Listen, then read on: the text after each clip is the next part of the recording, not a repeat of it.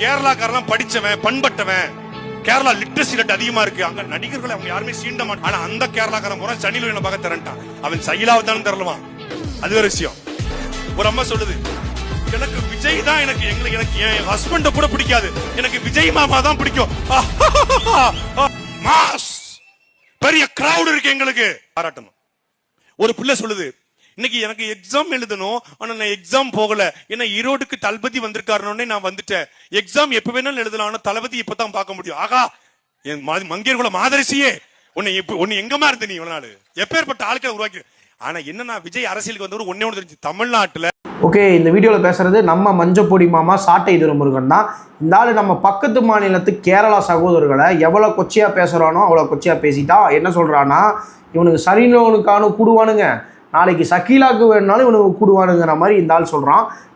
சரி, ஓகே, இதை கூட நம்ம மன்னிச்சிடலாம். சரி, நம்ம நெக்ஸ்ட்டு வந்து ஒரு விஷயம், நம்ம டிவிக்கு பெண் ஒருத்தங்க வந்து எக்ஸாமுக்கு வந்துட்டு நான் வந்து விஜய் சாரை வந்து பார்த்துட்டு போய் நல்லா எக்ஸாம் எழுதுவேன்னு சொன்னதை இவனோட மேடை கைத்தட்டலுக்காக அப்படியே மாற்றி பொய்யா அந்த பொண்ணை ப்ரொஜெக்ஷன் பண்ணி கெட்டவனாக்கலாம்.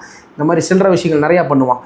இதை கூட பொறுத்துக்கலாம். இன்னொரு விஷயம், இவனுக்கு வந்து அன்புக்கும் காமத்துக்கும்லாம் வித்தியாசம் தெரியாது. ஏன்னா இவனே வந்து வேற ஒருத்தரோட மனைவி தானே கல்யாணம் பண்ணி கூட்டு வந்து வீட்டில் வச்சுருக்கான். அதனால் அந்த விஷயத்துக்குலாம் இவனுக்கு வந்து அண்ணன் தங்கச்சி பாசம், புருஷன் பொண்டாட்டிலாம் வித்தியாசம்லாம் தெரியாது இவனுக்கு.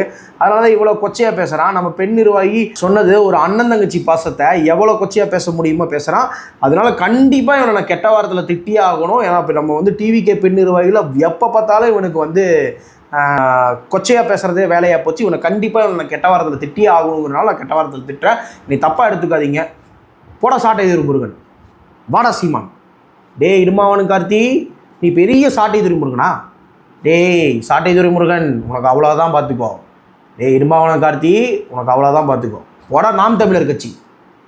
ஓகே, எனக்கு தெரிஞ்ச கெட்ட வார்த்தையில் நான் பேசிட்டேன், எதுவும் தப்பாக எடுத்துக்காதீங்க.